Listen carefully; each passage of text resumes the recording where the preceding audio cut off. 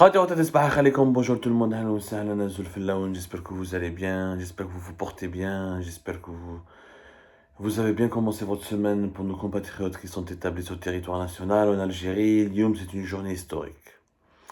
Je parle sur un temps gras parce qu'aujourd'hui c'est une journée historique. Je dis bien aujourd'hui, le 19 février, c'est une journée historique parce que ce jour-là, nous allons savoir et comprendre définitivement s'il reste encore de l'espoir dans notre pays, s'il y a encore un peu de rationalité, un peu de bon sens, un peu de retenue chez nos dirigeants, si aujourd'hui, le 19 février 2023, une certaine décision est prise, une certaine décision est prise dans le mauvais sens, le système, le régime algérien n'a plus aucune pitié, Il veut envoyer un message fort, à savoir que rien ne pourra l'arrêter dans sa répression menée tambour battant contre les libertés publiques et individuelles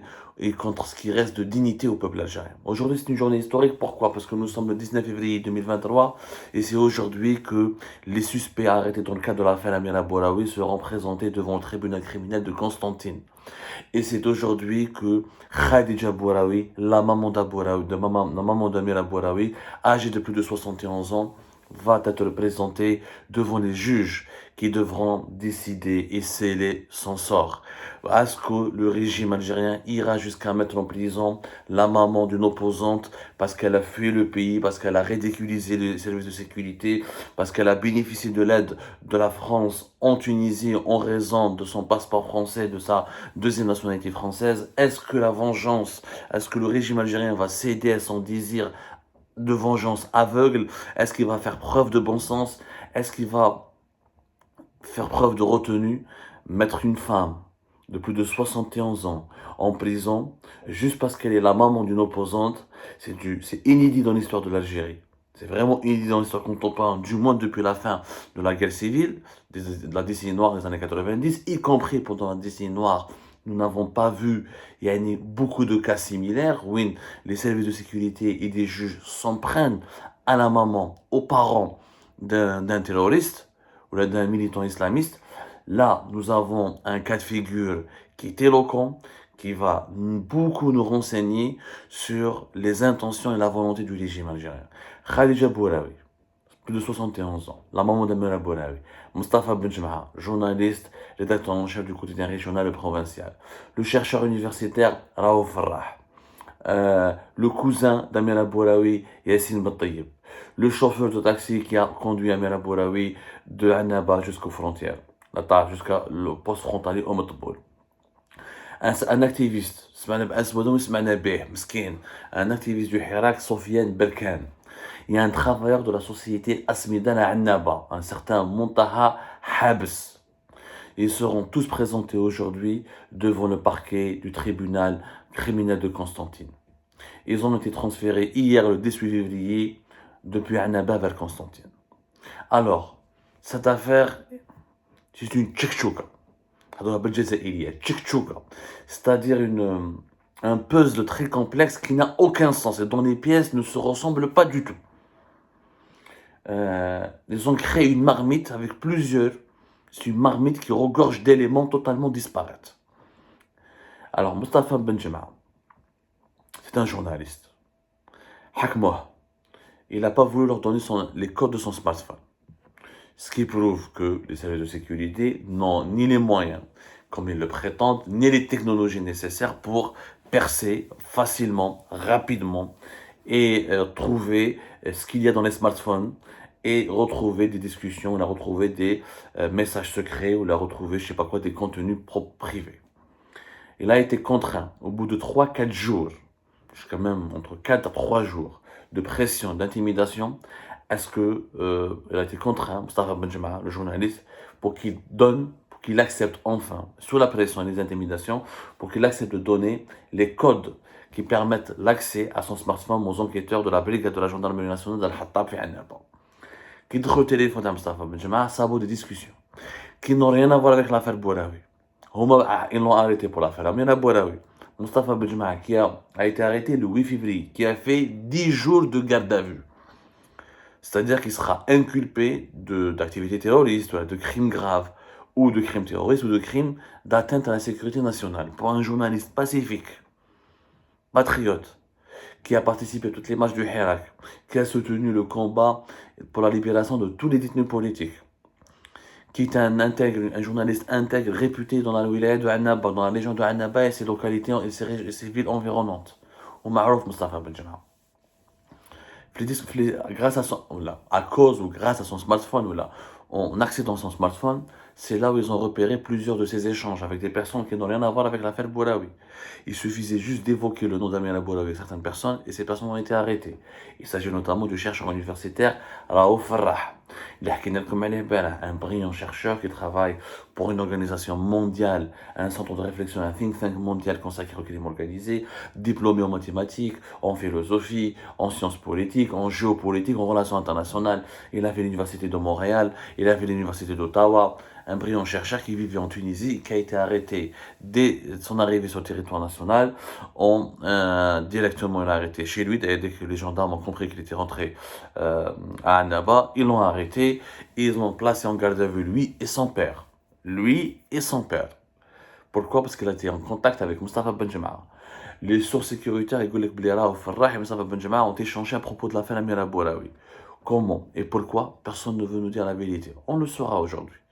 Mais les sources les plus fiables et les mieux informées nous affirment que ils ont collé d'autres affaires à Mustafa Benjama en profitant de son arrestation dans le cadre de l'affaire Amir Bouraoui, comme ils n'ont pas trouvé de preuves accablantes contre lui qui expliquent et qui démontrent qu'il a aidé Amir Bouraoui à fuir illégalement le territoire algérien pour aller vers pour rejoindre la Tunisie et ensuite depuis la Tunisie bénéficier de la protection consulaire française délivrée par le consulat général de France à Tunis pour ensuite s'établir en France. Et bien comme il n'y a pas de preuves accablantes contre Mustafa Benjama, on lui a inventé d'autres affaires, on a arrêté plusieurs personnes de ses contacts, de son entourage, pour lui coller des affaires d'atteinte à la sécurité nationale, ou des affaires pour des parce que oui, c'est un journaliste, il écrivait des articles, il menait des enquêtes, donc on dit qu'il a transmis des informations.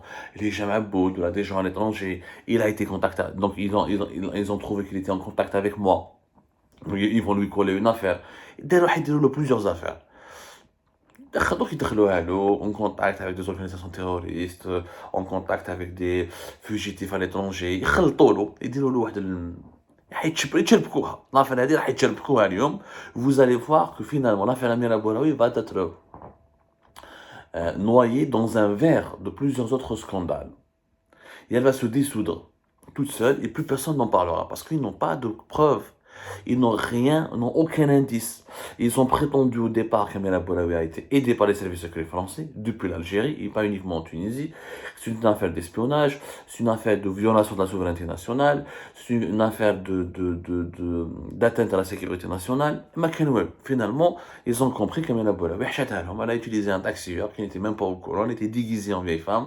Le taxieur, il a donné son passeport, le passeport de sa mère. Avec le passeport de sa mère, elle a pu traverser le plus normalement possible le poste frontalier de Motobol et elle les a ridiculisés, elle les a humiliés, elle les a tournés en bourrique et elle a pu s'enfuir ainsi.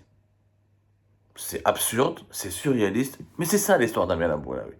C'est encore une fois, c'est le symbole d'une grande défaillance sécuritaire, d'une incapacité avérée des services de sécurité à protéger les frontières du pays, à surveiller les frontières du pays parce qu'il y a la corruption, parce qu'il y a le népotisme, parce qu'il y a l'incompétence, etc. Nous en avons déjà parlé. Les autres personnages qui ont été arrêtés. Ouch دخل par exemple le travailleur de la société Asmidal, Montaha Habs. C'est parce qu'il était en contact avec Mustafa Benjama. Il n'était même pas en contact avec Amir Bouraoui. Le cousin d'Amir Bouraoui, Yassine Ben Taïeb Boujder, il a déposé Amir Bouraoui devant la gare des taxis d'Al-Tarf, d'Annaba. Et donc, tu as une cousine, tu as Annaba, tu as dépose-moi devant la gare des taxis. Il est où le crime?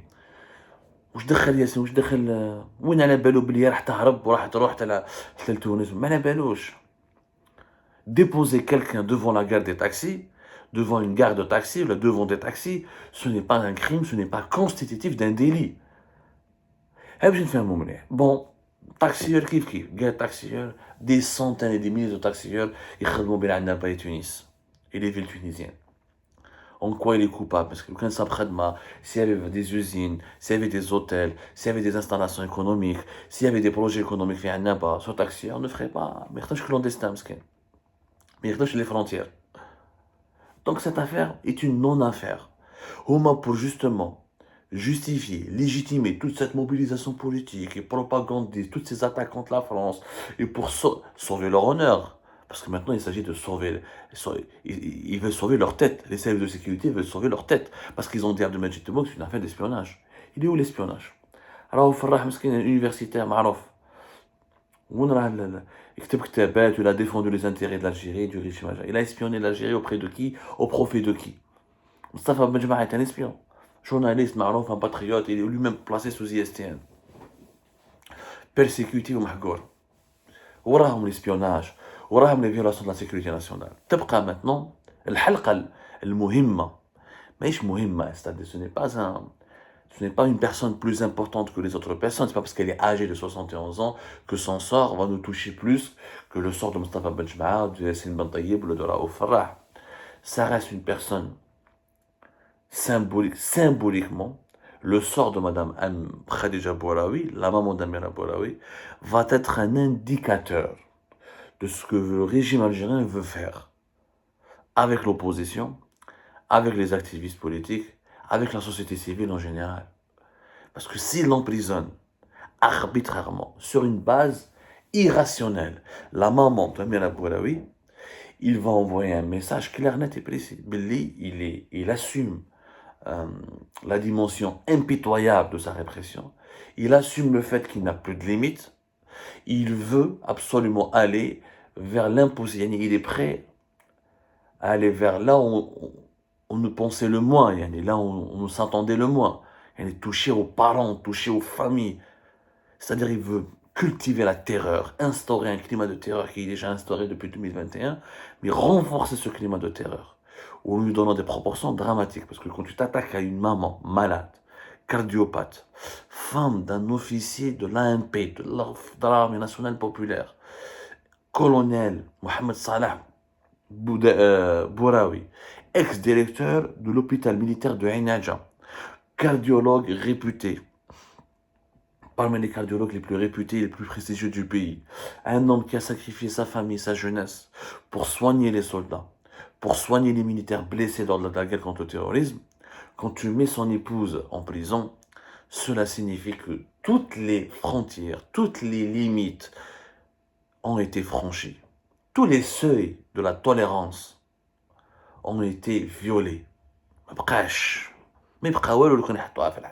C'est pour ça que je dis que l'affaire de Khadija Bouraoui, la maman d'Amira Bouraoui, va être un virage où le régime algérien démontre qu'il a encore un peu de bon sens, qu'il peut garder un peu son sang-froid, qu'il peut se remettre encore en cause et qu'il peut faire preuve de retenue pour ne pas basculer le pays dans une dimension de violence inouïe, parce que c'est une violence inouïe, parce que quand tu mets une maman de 71 ans en prison, je sais pas. Ça veut dire qu'on peut s'attendre à tout. Un régime qui incarcère une maman d'une opposante juste parce qu'elle est sa maman, parce que le crime, en fait, il n'y a pas d'espionnage, il n'y a pas de relation avec les services secrets étrangers, il n'y a pas d'intelligence avec une puissance étrangère, il n'y a pas de complicité avec une puissance étrangère, il n'y a rien de tout cela dans l'affaire Amira Bouraoui. Ça fait plus de 10 jours, plus de 15 jours qu'on en parle, il n'y a rien eu de cela. Tout le monde a compris qu'il n'y a rien eu de cela. Il y a un taxieur qui a été berné par Amira Bouraoui, des policiers incompétents du poste frontalier au Motopole, une police aux frontières totalement noyée et rongée par la corruption, un cousin qui a déposé sa cousine devant des taxis, un ami journaliste qui a échangé avec elle de façon générale, un chercheur universitaire dont le seul tort était d'être en contact avec Mustafa Benjma et de soutenir le Hirak et de proposer des idées de changement politique radicalement différentes de celles qui sont prônées par le pouvoir algérien. Un employé d'Asmidal dont le seul tort était aussi d'être en contact avec Mustafa Benjma, ou une maman dont le seul tort est d'avoir comme fille Amira Bouraoui et d'avoir même إذا قعدت الباسبور لبنتها هاي بنتها même إذا قعدت الباسبور لبنتها c'est un crime grave, violer une ISTN, voilà. Quel est le crime d'une violation d'une ISTN? Une ISTN qui n'était pas légale, encore une fois, qui du point de vue judiciaire n'a jamais été justifiée, qui n'a jamais été notifiée par la justice algérienne. L'ISTN en soi, elle était totalement illégale. Ça a été une décision sécuritaire et administrative. Donc, en l'absence de tous les éléments constitutifs d'un scandale de violation de la souveraineté nationale ou d'atteinte à la sécurité nationale, comme il nous a été expliqué depuis le début de l'affaire Amir Aboulaoui. Pourquoi s'acharner contre une femme de 71 ans et contre ces pauvres citoyens? Des journalistes, des universitaires, des taxieurs, des cousins, c'est une... Ça n'a aucun sens. Un régime, qui est prêt à s'attaquer violemment et brutalement, à emprisonner, à s'attaquer violemment et brutalement aux familles d'une opposante, aux femmes et à la famille d'une opposante. Ce régime-là, cela signifie que ce régime-là, il peut tirer à balles réelles contre des manifestants demain, Inch'Allah, dans les rues, dans les rues d'Alger, d'Oran, de Constantine, de Tizi Ouzou, de Bdjaïa. Il peut tirer avec des balles, à balles réelles, en utilisant des balles réelles. Il peut torturer, il peut massacrer, il peut envoyer l'armée dans les rues pour réprimer, il peut s'en prendre à l'intégrité physique. Il peut recourir aux assassinats. Parce que là, c'est ça la limite. Pour le moment de 2019 jusqu'à aujourd'hui, jusqu'à l'année 2022, la répression d'Algérie était intelligente, machiavélique. Elle était machiavélique mais intelligente. Le régime algérien n'a jamais dépassé certaines lignes rouges. Il n'y a pas eu beaucoup de cas de torture, quelques cas de torture, qui sont restés des faits isolés, ou deux ou trois autres activistes, mais les cas de torture n'ont jamais été systématiques. La torture n'a pas été systématique. Je parle de la répression du Hiraka et des activistes et des opposants liés au Hirak. La torture n'était pas systématique. Il y a quelques cas, c'est resté isolé. Il n'y a pas eu l'utilisation de balles réelles, d'armes conventionnelles. Il n'y a pas eu une répression sanglante. Le sang n'a pas coulé. À l'exception de décembre 2019 où les policiers Fibjaya, dans quelques localités Fibjaya ou Bouera, en Kabylie, ils ont tiré des balles de caoutchouc et sur des manifestants, ils ont provoqué une dizaine d'éborgnés, des gens qui ont perdu un œil. Il n'y a pas eu de mort. On n'a pas recensé de mort. On a parlé d'un mort qui aurait décédé suite de ses blessures en Kabylie en décembre 2019, mais on n'a jamais pu prouver la relation directe entre ce décès et les violences policières. Les violences policières se sont arrêtées au seuil du matraquage, de l'arrestation brutalisée, des coups dans des manifestations organisées sur la place publique, mais il n'y a pas eu comme en Égypte, comme en Soudan, comme en Syrie, des tueries. Le régime algérien n'a pas tué. Il n'y a pas eu de tuerie. Et c'est toujours contrôlé pour ne pas dépasser une certaine ligne rouge afin de ne pas provoquer la fureur de la communauté internationale et de ne pas apparaître comme étant un régime de meurtriers. Et c'était intelligent de sa part. Il a réprimé intelligemment, en silence et de la manière la plus douce. Mais quand tu oses mettre la maman d'une opposante, malade, cardiopathe, de plus de 71 ans en prison, ça veut dire que tu t'autorises toutes les autres dérives. Ça veut dire que tu ouvres une porte pour permettre d'autres dérives que nous avons peu évitées, qui ont été évitées de 2019 à 2022. Ou là, c'est alarmant. Là, ça peut être inquiétant. Là, ça peut être dramatique.